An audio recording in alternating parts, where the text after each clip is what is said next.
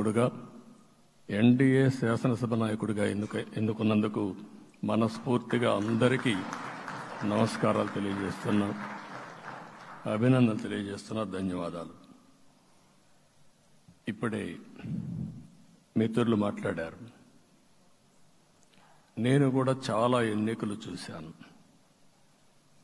ఈసారి రాష్ట్ర చరిత్రలో ఎప్పుడూ ఇవ్వనటువంటి తీర్పు ఇచ్చారు. ఈ తీర్పు మళ్ళీ నిలబెట్టుకునే బాధ్యత మనందరిపైన ఉంటుంది. అయితే రాష్ట్రంలో ఉండే 5 కోట్ల ప్రజలందరికీ శిరస్సు వంచి పాదాభివందనం చేస్తున్నా. ఈ రాష్ట్రాన్ని కాపాడుకోవడానికి మీరు చూపించిన చొరవ కోసం అందరం కూడా ఒకటి క్యాంపెయిన్ చేశాం. ప్రజలు గెలవాలి, రాష్ట్రం నిలబడాలి. ప్రజలు గెలిచారు. రాష్ట్రాన్ని నిలబెట్టే బాధ్యత ఇక్కడుండే శాసనసభ్యులపైన, మనందరిపైన ఉంది. ఈ విషయం మనం గుర్తుపెట్టుకోవాల్సిన అవసరం ఉంది. ఒక అరాచక పాలన, ఒక విధ్వంసకర పాలన. మామూలుగా ఇది చూస్తే ఈ కూటమి ఏర్పాటు చేసినప్పుడు కూడా నేను ఎప్పుడూ మర్చిపోలేను. ఇప్పుడే పురంధేశ్వరి గారు చెప్పారు, పవన్ కళ్యాణ్ గారు చెప్పారు.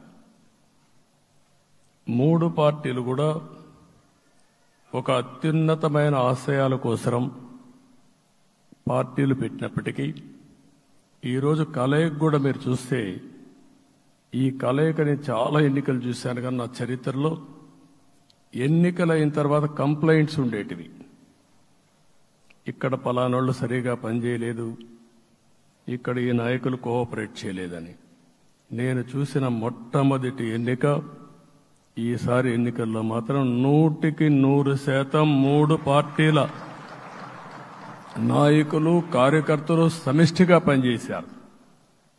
దానికి కారణం మనం ఒకసారి అన్వేషిస్తే, ప్రజలు మనోభావాలకు అనుగుణంగా మన కార్యకర్తలు కూడా ప్రవర్తించే పరిస్థితికి వచ్చారు. రాష్ట్రంలో ఉండే ప్రతి ఒక్క కార్యకర్తని, 3 పార్టీల తరపున ఉండే ప్రతి ఒక్క కార్యకర్తని, నాయకుడిని మనస్ఫూర్తిగా అభినందిస్తున్నా, ధన్యవాదాలు తెలియజేస్తున్నా, కృతజ్ఞతలు తెలియజేస్తున్నా. మేము చాలా వేవ్స్ చూసాం. 94లో 1 సైడ్ ఎన్నికలు జరిగాయి.